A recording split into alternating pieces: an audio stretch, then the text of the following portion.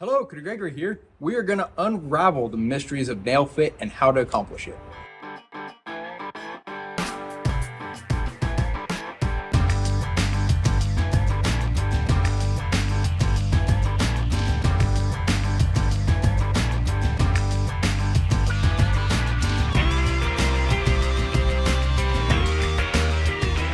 We're going to start by using this nail here.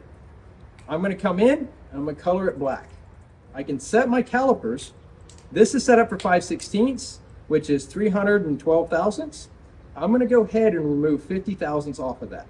And that is going to be the amount that I can drive my 4-punch in and leave me the slug to drive my Pritchel through. We can then take that, line it up with the crown, and that will draw us a line. And that is where we'll grind our 4-punch to, and that's where we're going to drive it into our bar stock.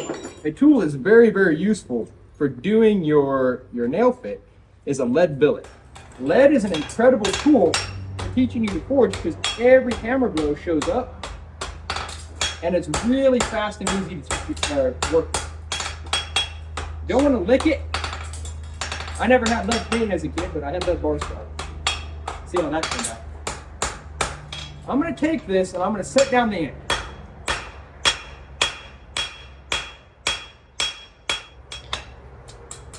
I will now drive this nail into the lead up to that line. What we're going to do is we've got that line. I'm going to line that up with the tip of the punch. We can see how it's fitting on your guys' left-hand side. But on the right-hand side, you see how it's bigger at the top than the bottom. When I'm at the grinder, I'm going to use that triangle we see as Kentucky windage to help grind it into place. Once I get my back edge in place, then I grind my other 3 edges around that. As I'm grinding, if I try to hold it out here, it's going to do this. So by having it here, I have a more skeletal type base that's going to hold everything nice and tight. So I'm going to come here and hold that bottom edge off the belt just a little bit.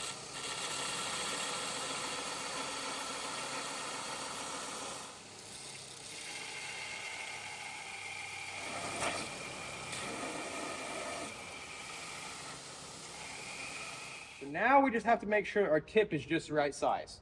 To do that, we're going to grab our lead and we're going to grind that till it matches the hole we made earlier.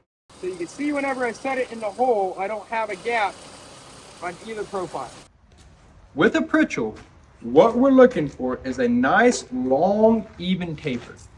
This is kind of like a punch die. With a punch die, you want it to be biggest on the end because whatever size your end is actually what size it cuts. If I have a taper all the way through my end, as I drive that through, it actually drifts that hole open. So the very tip of our punch, or Pritchel, we want it to be just slightly bigger than the waist, and that makes it so it cuts exactly that size. When we're done, we want our Pritchel to be the exact same size as the end of our 4-punch, and we want it to be nice, sharp, and crisp.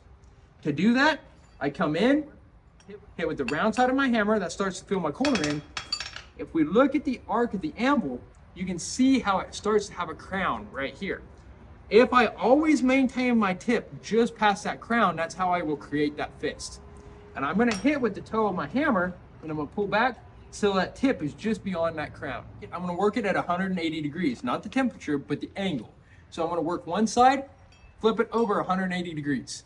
90 degrees, 180. Again, that's to keep everything nice, true, and square.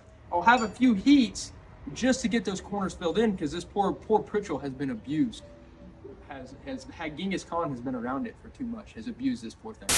Breaking news, an inmate with a 5-year sentence escaped on his second day in the pen with only his wits and his Pritchel.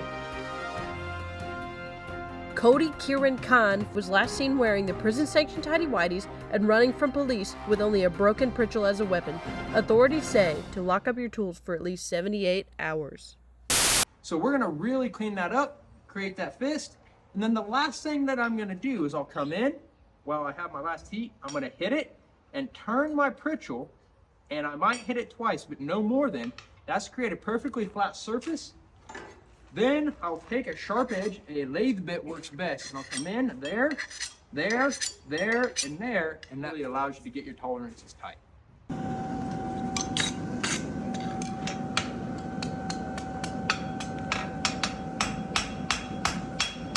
Nice long, even heat, I'm gonna hold it, boom, boom. And you see how it's really, really flush there?